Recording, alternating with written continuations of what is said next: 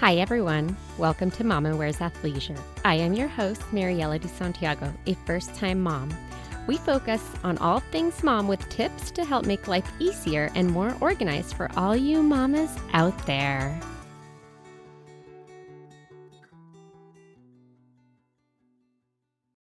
Hi, today I am here with Kelly from Traveling with Babies. Go ahead and tell us a little bit about your blog and your Instagram. So you do a lot of tips with traveling with little ones. I did a lot of traveling in my previous life, just life before kids. That was just something that I felt like was really important to me, important to my family, something that I didn't want to just give up now that I had two little kids tag along with me. So when I was starting to travel with my daughter Stella, I realized how much I didn't know. Like traveling before by myself or with friends was just such a different experience to traveling with a baby. You needed so much more, and there were so many more things to consider when it came to traveling with my children. And I was doing that research and I was just having a hard time finding all of that information in one place. And so I decided to kind of create that space for myself. Other people seem to be thankful for that as well. As you know, and as I'm sure many parents know, traveling with babies or little ones is super challenging. And there's a lot that you just don't think about until you have a little one. Yeah. Like if you are breastfeeding and you need to take breast milk with you, that's one. Or, oh my gosh, you need a car seat. There's just so many things. I think traveling in general with babies just need more stuff. If you're going to be traveling with them to keep them safe, comfortable, it is a lot more challenging than just traveling with your little. And so that's just why it's important to kind of do that research, find out for yourself, because obviously each baby is totally different. It's going to be challenging in different ways for each person. If your priority is sleep, that's going to be a different challenge as opposed to a mother that's breastfeeding on demand, maybe, and might be a completely different challenge. So it's in general, whatever you find to be the most challenging about traveling with a baby is absolutely correct. There's so many parts to it. So many. I wanted to pick your brain because you've done a lot of traveling, as you mentioned, but just when it comes to flying, for example, what are some things that you should check in and what are some things that you should check in at the gate? That's something as a general rule, especially with the current state of travel, your checked bags are kind of unreliable. I have, knock on wood, gonna jinx myself right now. I have not lost a checked bag yet. So I always bring as much as you can in your carry-on. But the most important is anything that you might need for your travel day, that first day while you're doing that travel until you can reach your destination, your hotel. Those are all things that have to be in your carry-on because you have no idea what's going to happen throughout that day, and having that stuff with you, whether it be for baby or yourself. So all of the formula that you might need, all of the bottles that you might need for that day, all of the diapers that you might need for that day, change of clothes, not just for baby, but also for yourself. One of the things that I find myself immediately wanting to do when I get off of an airplane is change my outfit. After a long travel day, you just feel gross. Maybe you don't have the time to shower, but you can at least change your clothes. So that's something that I always make sure I pack in my carry-on. I think it might seem cumbersome, but it's quite a bit easier to kind of figure out because you just determine what your normal day looks like. And that's just what you put in your carry-on. All of that extra stuff can be put in your check baggage. You made a really good point about the luggage getting lost. So I worried about that. We traveled a couple months ago and I was in a wedding. We carried on everything that we needed for the wedding, including my pumps, because I was like, this is something I cannot lose. I need to make sure that I have this for the comfort of 100%. All of us. Breast pumps are always a carry-on item. And then you want to make sure that you have enough milk if you need it for the day, right? So going through the trouble of making sure you give yourself enough time to get that through security or TSA, which can take a while because Yes, they're also important. kind of short Because they're staffed. TSA. Yes, we ended up having to wait like 30 minutes just to get our cooler checked. Yes. And then, you have to like bring a stroller. There's just so Mhm. much and things that I kind of figured if we lose it, then we could just replace it. But you never want to have to do that.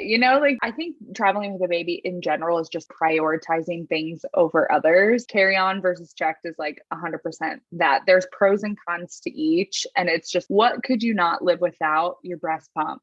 Like, that's a carry on. And then it helps that you also don't have to put that in your baggage that you already have. Almost every airline allow a breast pump to be in a separate bag because it's considered a medical device. That is 100% something that it just comes down to like what's important, what can you either purchase, rent, or do without basically at your next destination, then that can all go in your check bag. Without, what are some must have or essentials that you should definitely bring on the plane with you? Like today, I had seen you post the disinfecting your entire station, which I always do that. I always do that.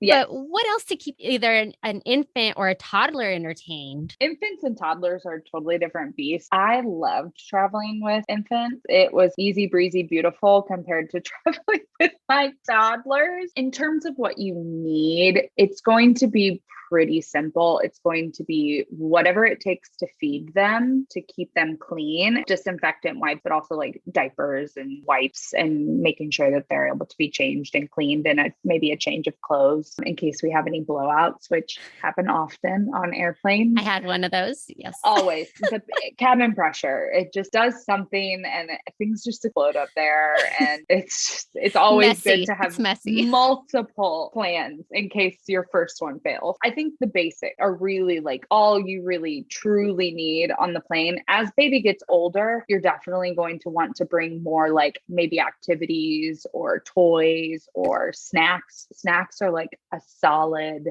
time consuming endeavor that will keep your baby occupied because happy bellies is a happy baby. And so if, they're going to have a full belly, they'll be a happy belly. They'll be much more content and able to kind of sit in the confines of their airplane seat if you're traveling with a toddler. That's all, of course, then dependent upon your child, what you know about them, what kind of toys and activities they like, and things like that. The younger baby is, the more simple their needs are, and you can kind of reflect that within the things that you have to have on board with you. Yeah, and they actually are a lot more easy to entertain with things that are not toys, like boxes. On the plane. Oh yeah, non-toy toys. Stella, those emergency cards that they have, like what to do in case of an emergency, that is Stella's favorite thing to look at because it's very colorful. There's so many pictures. They're just simple drawings, so it's not like overstimulating or anything. Those are a great hit within our household. Hopefully we don't have to utilize that information. So I just let her, go with it. All the things like plastic cups. We took a 4-hour road trip last weekend and my toddler Stella was entertained with receipts in a Pringles can for an hour and a half. It definitely doesn't have to be an actual toy. So then you can collect those as you go. Yes, correct. Whatever you find in your bag, that's a toy. And then I wanted to get your thoughts as far as a travel stroller. And I know this one can kind of be complicated depending on like how long your trip is. Yeah. But do you think that parents, if they're going to be traveling a lot more often than just a one-off trip, do you think that parents should consider getting a travel stroller, or is their everyday stroller fine? So first, I think utilizing what you have is going to be the best course of action, no matter like in what category. So whether it's a travel stroller or a pump or bottles, a cleaning kit, like whatever you have already is going to be probably the best because you know how to use it. But there are certainly a ton of other scenarios. For instance, we have the Upper Baby Vista, and that is a very heavy and a very expensive stroller. And to me, there was absolutely no way I was going to risk breaking that on a plane and in cargo, because anytime anything goes in cargo, there's a risk of it being damaged. And I just was not even going to humor that. So for us, it made sense to me. We actually had a friend that gifted us their old jogging stroller because a travel stroller doesn't have to be a small, compact stroller. Or traditionally, when we think of a travel stroller, we think of something small, compact that can be folded down and taken onto the plane with you. But a travel stroller can really be a stroller that you travel with. It doesn't have to be that small, compact one. We used a jogging stroller as our travel stroller because that was just an extra stroller that we chose to travel with instead of our normal everyday stroller. It really comes down to kind of what your needs are. Do you have one kid? Do you have two kids? Is your traveling going to look like? Sometimes those small compact traveling strollers don't make sense in a place like Europe where there's a ton of cobblestones. The wheels are one of the most kind of weight and space saving parts of a travel stroller. And those wheels are just not going to do very well in a place like a cobblestone. Or if you're going hiking and doing a lot more like adventurous traveling, it just doesn't make sense to have a small compact stroller. So really it's just up to whatever travel you're kind of doing and what makes sense for your budget, what makes sense for your needs. I personally do believe that it's helpful if you're going to be traveling pretty regularly. Yeah, I think a travel stroller is a really great thing to have. Any other things that you think are essentials that you should really consider bringing with you, whether it's like a cleaning kit for bottles? That. I can't tell you like all of the trips that we did without like a travel cleaning kit and just having like bottles thrown around the room and you're not sure which one is the most dry and you're not sure which one is most recently cleaned or like the one that hasn't been used in a while. Having a travel cleaning kit has made just my head and my space more organized. And so that is 100% something that for me personally is a must. It's something that I absolutely need when I'm traveling from here on out. It made my life easier and it made me stress less. Whatever you need to make traveling with that baby easier is going to be what you should bring. I personally feel that way about the cleaning kit. I also feel that way about anything that is going to make sleep easier for me, for my babies. I like to always have a portable sound machine because I sleep with white noise. My children sleep with white noise. So having a portable sound machine that I don't have to plug into the wall. So as we're traveling, I can just turn it on and they might be able to get a nap in here and there. That's something that's vitally important to traveling with me. I use our slumber pod. We tend to room share more often. Both my babies sleep in the room with us because we like to stay in hotels. That is another thing that we probably would not be able to stay in a hotel room all together with all four of us if I didn't have the slumber pod. But it's like a blackout tent that you put over the pack and play. And it basically makes my older daughter, she can sleep in there and she doesn't wake up to when I have to feed my younger baby in the middle of the night, or she doesn't wake up to us talking or watching TV or having a glass of wine in the room with her because she has the tent to kind of block out those sounds and those noises and the light. Finding the like tools that make your travel easier are going to be way more important. Kind of why I created this page because I'm giving you all of the options out there. Every baby is different. By having this page, I can just show you everything that's available to you. And then you can kind of pick and choose from there what's most important to you and how you travel. I had just heard about this slumber pod. I went on a walk with a couple of my neighbors earlier today and they had talked about it. But we always try to do Airbnbs. That way we can have a room. He sleeps in our room when we're traveling, but we have a bedroom that's separate from like a living space. Living space. So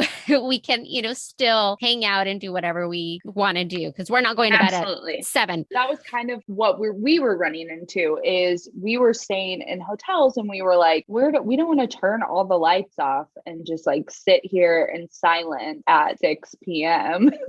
I agree. Like that's such a benefit of staying in an Airbnb or a Verbo, like those vacation rentals, you have that separate space. But if you prefer to stay in hotels, like what do? We're finding ourselves putting towels or blankets over the pack and play to kind of block out some of the light. But obviously that is one, not safe. And two, it wasn't fully effective. I tend to do the traveling a couple times first and I recognize a problem and then try to find the solution. And in my research, stumbled upon the slumber pod. It was completely like life-changing for our travel. That is another thing that, as I mentioned, mentioned, like finding the problem and then finding the solution. If you're traveling with your baby, kind of start small and go out for the day or take a little trip close to home and find what are the things that you're running into. What are the problems that you're starting to see in those little day trips with baby? And then that's when you can go and find a solution for your big 2-week vacation that you're going to be taking, instead of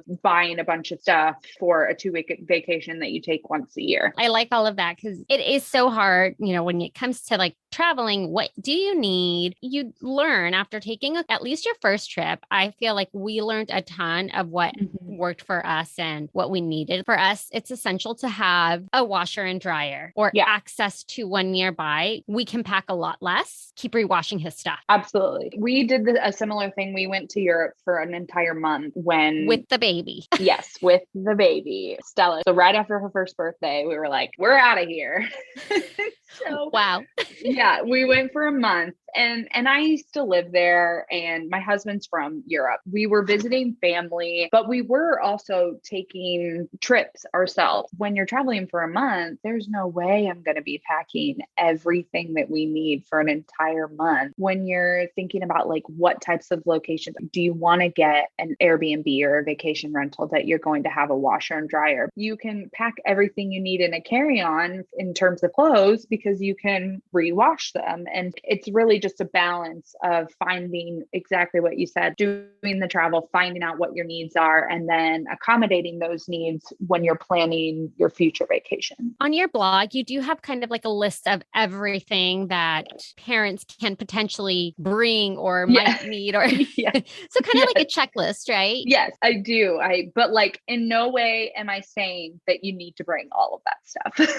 But it's just kind of like something for parents to pick and choose what they want from the list. But exactly, anyone listening can go and refer to that and make their own list. Yep, they can delete things or add things that they might not be on there. I kind of like cover all the bases from like sleeping, feeding, winter activities, summer activities. I also have a packing list on there that specifically for like if you're taking a really long flight, an international flight, for example, I have a packing list that is just for your carry-on items for that really long flight, because packing for that is of course going to be much different than packing for a general trip. So you'll need more than just one extra change of clothes. Yes, you will definitely need more, probably four or five. So what I've gathered so far is on your carry-on, pack anything that you're going to need for the day for the comfort of you and baby, anything that they're going to need on the plane or on the car ride that's going to keep them entertained. And hopefully it's something as simple as, oh, here's my plastic cup, play with it. Yeah. One thing that I also like to, again, kind of reinforce with that, like it's your whole travel day. It's also important to think like, what is baby going to need once you get there? Not just while you're physically traveling. If your baggage is lost, it might not be immediately returned to you. You might have to go days. Things to help baby, like if they sleep with pacifiers or if they sleep with a lovey, a sleep sack, a swaddle, a sound machine, those are things that you also want to make sure that you have in your carry-on, because you're going to have to go to sleep that night. And if you don't have those things, those might be a lot harder to replace before the next day. When you're thinking about the things that you need for your carry-on, it's the whole travel day from beginning to until you fall asleep. Any other tips, suggestions, recommendations? I don't know. I guess, just follow me on Instagram. Maybe you'll come up with something. I think my favorite was the one that I saw that you posted was just like the disinfecting, because there's also like different kinds of cleaning tools that you can bring. So like I have different wipes for my pump parts. They're called pacifier wipes, and Munchkin makes them. I love those because they don't have alcohol, they don't have chemicals in them. They're just made with baking soda, and that's kind of the active cleaning ingredient. Yeah, thank you. That is something that I use on things that I know the baby's going to put into their mouth right away. And then the hard alcohol stuff is everything else. So like the seat, well, they could lick the seat, but maybe it's probably more likely that they're going to put their mouth on something else before the seat, and that's going to have time to dry and kind of like on the window. Yes. The window is always being cleaned. I'm always being cleaned if we're in a window seat. The tray table, all of the things in the seat back pocket, any magazines or anything that you find in there. If baby can support their own weight and stand up on your legs or something, those are things that are going to be grabbed at. And so cleaning those little items I found to be really important as well, because those are the ones that are more likely to end up in baby's mouth, probably.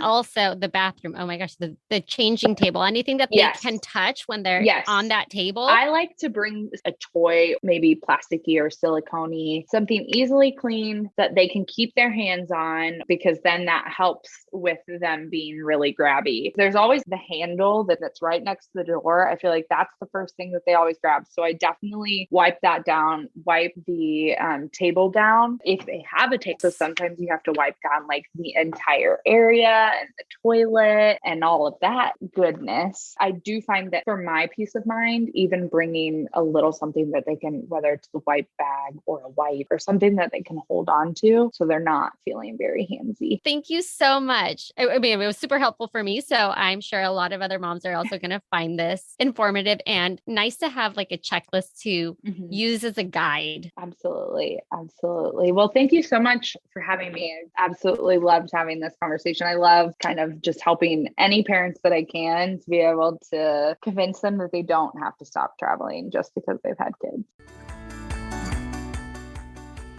Thank you for listening. Tune in next week for our next episode. You can find us on Instagram for more updates and tips. Be sure to subscribe wherever you listen to your podcasts and give us a review if you like us.